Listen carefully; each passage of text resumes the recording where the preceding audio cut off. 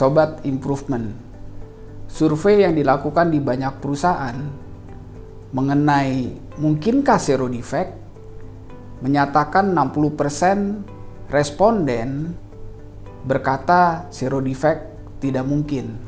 Banyak alasan yang diberikan oleh masing-masing responden. Ada yang bilang namanya juga manusia tidak luput dari kesalahan. Ada yang juga bilang pesawat aja masih ada yang jatuh. Itu membuktikan zero defect tidak mungkin.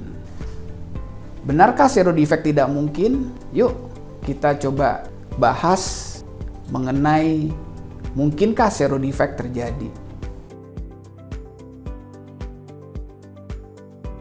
Kalau tadi kita bicara tentang zero defect dari kacamata produsen, seringkali kita berpikir tidak mungkin zero defect dilakukan.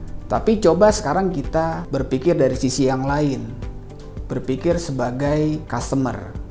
Ambillah contoh teman-teman punya uang banyak sekali di bank. 1 triliun.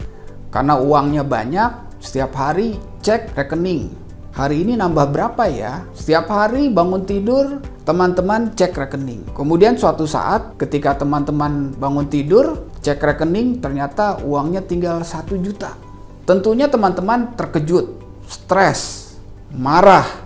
Kenapa uang saya jadi tinggal 1 juta? Karena teman-teman punya uang yang besar, teman-teman punya uang yang banyak, kemudian teman-teman menyewa 10 pengacara top di Indonesia. Bersama pengacara tersebut, datang ke bank tersebut, kemudian marah-marah ke bank. Uang saya kemana? Kenapa sampai hilang? Kenapa dari 1 triliun tinggal 1 juta? Kemudian direktur bank tersebut minta maaf kepada Bapak. Mohon maaf Bapak, mohon maaf sekali. Kami sadar bahwa kami salah. Namun kami juga manusia. Dan Bapak juga kemarin kan berbicara zero defect tidak mungkin. Jadi mohon maaf sekali. Nah, bagaimana menurut teman-teman? Teman-teman yang awalnya bilang zero defect tidak mungkin karena berpikir dari kacamata produsen, kemudian ketika kita berpikir dari kacamata konsumen, pemikirannya bisa berbeda bahwa zero defect itu harus. Semua customer pasti menginginkan zero defect. Semua customer tidak ingin mendapat produk yang defect. Tidak ingin uangnya yang 1 triliun mendadak hilang menjadi 1 juta. Contoh lagi yang lain. Misalkan pesawat jatuh.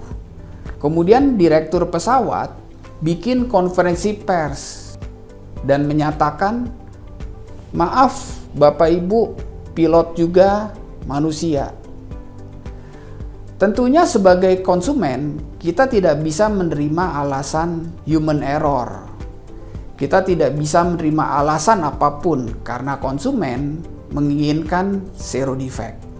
Jadi, bicara zero defect, tidak lagi kita bicara mungkin atau tidak mungkin. Tapi zero defect itu harus. Zero defect itu harus, terutama untuk proses-proses yang kritikal.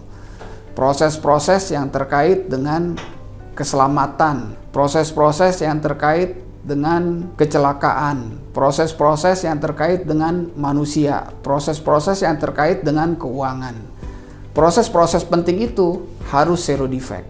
Lalu, bagaimana cara mencapai zero defect? Untuk mencapai zero defect, kita tidak bisa kontrol di output, tapi kita harus kontrol di proses. Faktor yang menyebabkan defect. Kita melakukan kontrol terhadap penyebab defect.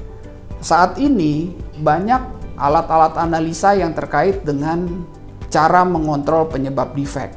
Ada risk management, ada failure mode effect analysis, ada statistical process control, ada Pokayoke, ada otomasi bisnis proses, dan banyak lagi. Teknologi terus berkembang untuk membantu manusia menciptakan proses produksi maupun jasa yang zero defect. Jadi, ayo teman-teman, kita rubah pola pikir kita bahwa zero defect itu harus, dan kita terus belajar mengenai alat-alat analisa kontrol penyebab defect. Salam improvement. There is always room for improvement.